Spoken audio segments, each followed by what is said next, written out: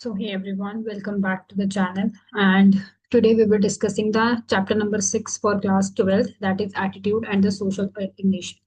तो इस चैप्टर का हम एक पार्ट कर चुके हैं, तो अभी हम एक इसका सेकेंड पार्ट डिस्कस करने जा रहे हैं. Okay. So the next topic is attitude change. What is the meaning of that and what are the example of that. देखो, हम बहुत बार बात करते हैं ना कि यार इसका एटीट्यूड चेंज हो गया है, इसके बात करने का तरीका चेंज हो गया है ना. देखो, बहुत सारी चीजें ऐसी होती है जो साइकोलॉजिकली डिफरेंट होती हैं, है ना.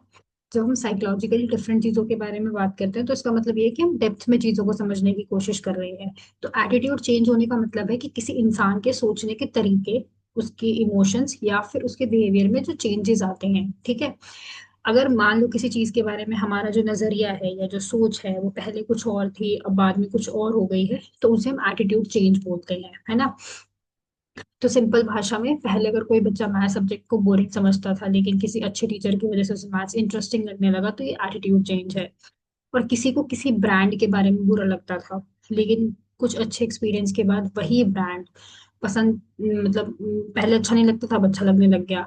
तो पहले किसी को एक्सरसाइज करना नहीं पसंद था लेकिन अब उसे हेल्थ हेल्थ के बेनिफिट समझ में आ गए हैं तो वो फिर एक्सरसाइज भी करता है ना. तो इन शॉर्ट, एटीट्यूड जब हमारी सोच यानी कि बिलीफ, हमारी भावना यानी कि हमारी फीलिंग्स और हमारा व्यवहार जैसे कि हमारा बिहेवियर किसी कारण से बदलता है, that is the attitude change. ठीक है. आइए इसको थोड़ा आगे देखते हैं. So there are some process of attitude change. Okay. अब एटीट्यूड के, अब हम, मैं तो नॉर्मली तो मैं किसी को यही बोलूंगी कि इसका ना बिहेवियर बड़ा चेंज हो गया है. But psychologically we need everything to prove, right. तो पहला, अगर मैं एटीट्यूड की बात करूँ तो बहुत सारे मेन साइकोलॉजिकल पर्पसेस है जिसकी वजह से भी ये चेंज होता है. पहला है आपका कंप्लायंस. देखो, now what is the meaning of compliance, identification, internalization, इन सब का मतलब क्या है. देखो, कभी कभी क्या होता है ना, हमें ना किसी इंसान से ना डिसअप्रूवल भी मिलता है, होता है ना ये.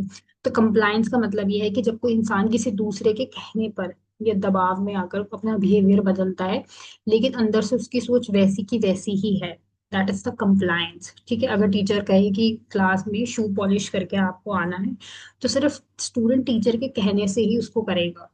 ठीक है. लेकिन अंदर से उसको कोई फर्क ही नहीं पड़ता इस बात से. दैट इज द कंप्लायंस, है ना. यानी कि बाहर से हाँ है लेकिन अंदर से बिल्कुल ना है. दूसरी बात आती है आपकी आइडेंटिफिकेशन की. जब कोई इंसान किसी को एडमायर करता है या उसे फॉलो करना चाहता है, तो वो उस पर्सन की वैल्यू या फिर एटीट्यूड अपना लेता है. और ये बदलाव जो है ना वो टेम्परेरी या फिर परमानेंट भी हो सकता है. एग्जाम्पल के तौर पे आप ऐसा कह सकते हो कि अगर कोई स्टूडेंट अपने फेवरेट टीचर या रोल मॉडल की तरह बनना चाहे, है ना, या फिर ये कह लो कि महात्मा गांधी को एडमायर करने लगे हैं लोग क्योंकि उन्होंने नॉन वायलेंस को अपनाया था, है ना. तो एडमायर तो कोई भी किसी को कर सकता है. दूसरी बात, फिर आता है आपका इंटरनलाइजेशन, अंदर से मान लेना. यानी कि जब कोई इंसान किसी के बिलीव को पूरी तरीके से एक्सेप्ट कर लेता है, तो उसे वो हर चीज या लॉजिक सही लगने लग जाता है, दैट इज द इंटरनलाइजेशन. अगर कोई इंसान जेन्युइनली बिलीव करता है कि वो smoking is harmful for health और उसके लिए ये छोड़ दे, दैट इज द इंटरनलाइजेशन. और ये एटीट्यूड चेंज परमानेंट होता है क्योंकि अंदर से अब एक्सेप्टेंस आ चुकी है ना. मैं कह रही हूँ मैं मीठा खाना बंद कर दूंगी, दैट मीन्स कि अब मेरे को अंदर से एक्सेप्टेंस है कि मुझे मीठा नहीं खाना, है ना. दूसरी बात, some factors that influence the attitude change. First is source of character, second is message characteristics, third one is audience characteristics, fourth one is channel of communication, and fifth one is situation and the context. देखो, अब जो attitude है बहुत सारे factors पे depend करता है ना. तो फैक्टर्स भी डिफरेंट हो सकते हैं. तो सिंपल सी बात है, पहला है सोर्स का कैरेक्टरिस्टिक होना, मतलब कि मैसेज देने वाले का जो नेचर है वो कैसा है. मैसेज किसने दिया, उसकी क्रेडिबिलिटी कैसी है, उसका अट्रैक्टिवनेस कैसा है ना, उसकी लाइकेबिलिटी कैसी है. अगर सोर्स ट्रस्ट वर्दी और एक्सपर्ट है तो एटीट्यूड जल्दी चेंज होगा. एग्जाम्पल के तौर पे अगर डॉक्टर बोले do not eat junk food, तो लोग जल्दी मान लेते हैं क्योंकि डॉक्टर क्रेडिबल सोर्स है ना. अगर कोई पॉपुलर सेलिब्रिटी बोले यूज इको फ्रेंडली प्रोडक्ट्स, तो लोग फॉलो करेंगे, है ना, क्योंकि वो अट्रैक्शन का एक सोर्स है. हु सेड इट, हम कहते हैं ना, एक वर्ड बोलते हैं हम, who says it matter a lot. So this is the reason why source of characteristic is very very important, that is the credibility. फिर आता है मैसेज का कैरेक्टरिस्टिक. देखो, सिंपल सी बात है, मैसेज कैसे दिया गया, उसका कंटेंट, उसका स्टाइल और टोन एटीट्यूड में सबसे बड़ा एक रोल मॉडल है। मतलब अगर मैसेज इमोशनल लॉजिकल दोनों हो तो वो ज्यादा इफेक्टिव होता है। जैसे कि smoking kills save your family, emotion plus fact, है ना। Short short clear and repeated message ज्यादा याद करते हैं, जैसे कि what is said and how it said effects the attitude, कैसे किसने बोला और कैसे कहा। तीसरी बात है आपकी ऑडियंस के कैरेक्टरिस्टिक्स। जिस ऑडियंस को मैसेज मिल रहा है, यानी कि ऑडियंस की age, intelligence, interest, mood, personality decide करती है कि वो मैसेज को एक्सेप्ट करेंगे भी क्या या नहीं। जैसे कि यंग पीपल इमोशनल मैसेज से ज्यादा जल्दी इन्फ्लुएंस होते हैं, एजुकेटेड लोग लॉजिकल से थोड़ा कन्विंस हो जाते हैं।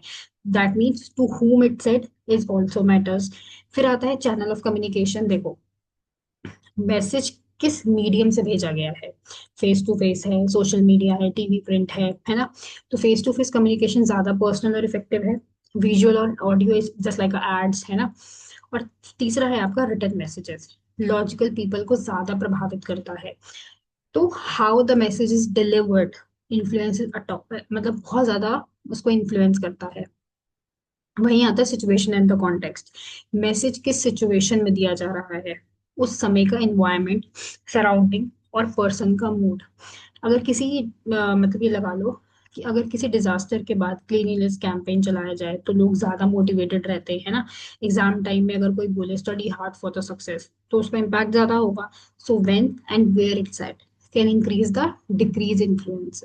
डिपेंड करता है कि बढ़ेगा कि घटेगा, है ना। Next thing, okay, telling a lie for $20. That is the Festinger and the Carl Smith experiment, 1959. What is the aim, procedure and result? देखो, बड़ी फेमस सा ये एक्सपेरिमेंट है, बड़ा इंटरेस्टिंग सा एक्सपेरिमेंट है, इसको समझते हैं। ठीक है, देखो, हम अभी पढ़ते आ रहे थे ना कि बिहेवियर ऐसा है, एटीट्यूड ऐसा है ना। तो टेलिंग अ $20 लाइक का एग्जाम, देखो इसका एम क्या था, to study how people's attitude. मतलब कि जो फेस्टिंगर थे ना वो ये देखना चाहते थे कि अगर कोई पर्सन झूठ बोले या गलत काम करे तो उसके पास स्ट्रॉन्ग जस्टिफिकेशन ना हो, है ना। तो क्या वो अपना एटीट्यूड बदल लेता है ताकि उसको गिल्ट कम हो जाए। अब देखो उसका प्रोसीजर बताती हूँ। पार्टिसिपेंट्स को ना एक बोरिंग टास्क दिया गया, जैसे कि वुडन पेग्स को एक बोर्ड पे एक एक करके घुमाना, जैसे मतलब कि turning the pegs for 1 hour. मतलब टास्क पर्पसली बोरिंग ही था। तो आफ्टर फिनिशिंग पार्टिसिपेंट्स को रिसर्चर ने बोला कि अब तुम अगले पर्सन को बताओ कि ये टास्क बहुत इंटरेस्टिंग था। तो अब डिस्क्रिप्शन पार्ट स्टार्ट हुआ। तो कुछ पार्टिसिपेंट्स को $1 दिए गए फॉर लाइन, झूठ बोलने का $1 दिया गया, ठीक है। कुछ पार्टिसिपेंट्स को $20 दिए गए फॉर सेम लाइन, मतलब सेम झूठ बोलने का कुछ लोगों को $20 दिया गया। तो सो बोथ ग्रुप्स लाइड, अब दोनों ग्रुप्स ने झूठ बोला, but with different rewards, that is the justification. अब इसका रिजल्ट क्या हुआ, उन्होंने कहा कि उन्हें बोरिंग लगा बिकॉज $20 उनके लिए देखो, अब जो $20 वाला ग्रुप था उसने क्या बोला, उन्होंने कहा कि उन्हें टास्क बोरिंग लगा बिकॉज $20 उनके लिए जस्टिफाई कर रहे थे, I lied because I was paid well, है ना। मैं सिर्फ इसलिए झूठ बोल रही हूँ क्योंकि मुझे पैसे मिल रहे हैं। दूसरी बात, $1 ग्रुप, सरप्राइजलिंगली उन्होंने कहा उन्हें ये टास्क एक्चुअली इंटरेस्टिंग लगा बिकॉज $1 was too small to justify like. So to reduce the discomfort of living, they changed their attitude, convinced themselves that the task was fun, है ना। तो in short, what is the conclusion of that? जब किसी इंसान के behaviour और believe में mismatch होता है ना तो उसे हम कॉग्निटिव डिसोनेंस बोलते हैं। That is the mental tension. अगर उस मिसमैच के लिए स्ट्रॉन्ग रीजन या रिवॉर्ड नहीं है तो इंसान अपना एटीट्यूड चेंज कर लेता है ताकि मन का डिस्कम्फर्ट कम हो जाए। तो इन शॉर्ट, $20 ने क्या बोला, I lied because I got paid well, है ना, स्ट्रॉन्ग रीजन था, कोई एटीट्यूड चेंज हुआ नहीं। बट $1 वाले ने क्या बोला, may be it was not that boring, weak reason, so attitude will be changed. So what is this, what is the key idea behind that? Lesser the external justification, stronger the internal attitude. तो इस तरीके से आप अपनी पढ़ाई में भी इसे अप्लाई कर सकते हो, सो दैट कि आप अपने आप को जस्टिफाई करो कि अगर मैं नहीं पढ़ूंगा तो इसके कितने सारे डिमेरिट भी हैं, है ना। So yeah, this is all about this class, and in next lecture we will discussing more about this chapter and try to finish this chapter. So thank you for joining me, and if you like the video, you can like, and if you subscribe the channel to give the more upcoming updates. So bye everyone.